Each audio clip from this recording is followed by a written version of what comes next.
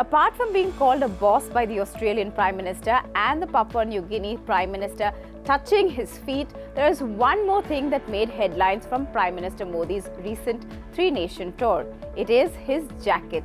Yes, that Chandan-shaded Sadri jacket that he wore was made of recycled PET bottles. And this is not the first time that the Prime Minister has promoted sustainable clothing. Remember, back in February, the Prime Minister wore a blue jacket in Parliament, which was also made of recycled PET bottles.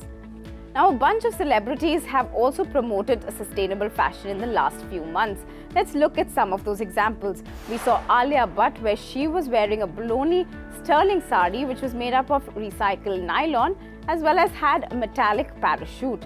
We also saw Huma Qureshi, who opted for a colourful blazer which was dressed by 2.2. A designer named Anvita Sharma was the one who put up that dress, and her outfit was part of a collection that honoured eco-friendly fashion options.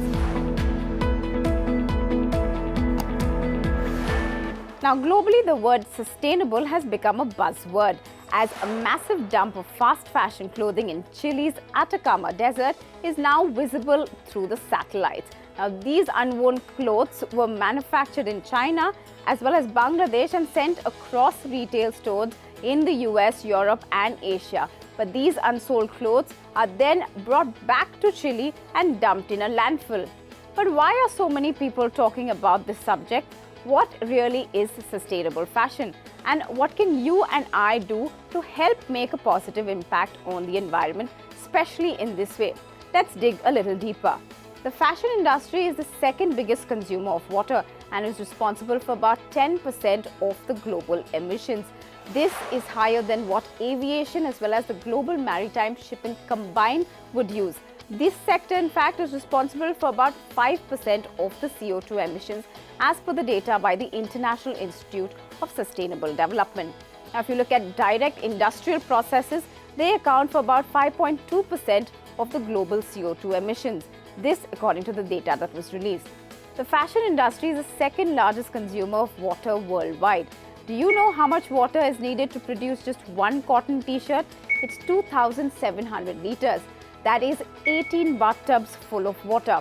For one pair of jeans, it takes about 10,000 liters of water, and for one pair of socks, it's about 600 liters. And with fast fashion business model, the number of clothes being manufactured is only rising by the day. Garment manufacturers are producing trendy clothes at cheap prices to keep up with consumers' demand as well as the latest fashion trends. Fast fashion, in fact, has a severe impact on the environment, especially when water resources are concerned, and it consumes a huge amount of energy as well. As per World Bank reports, the global garment sales could rise up to 65% by 2030. So what can we do to reduce our fashion footprint and dress more sustainably? Here are 5 tips that you could look into. One is buy less. This is the simplest and easiest step towards turning your wardrobe into a sustainable wardrobe. Before purchasing any new garment, ask yourself, do you really need this? You can go ahead and then organize, understand and analyze your clothes and then list down what you actually need.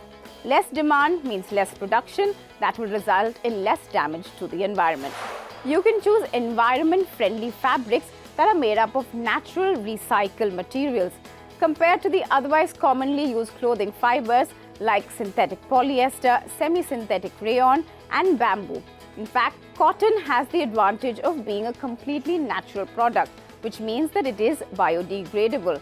But even though cotton is a natural fiber, it is a thirsty crop. It requires a lot of water for cotton production.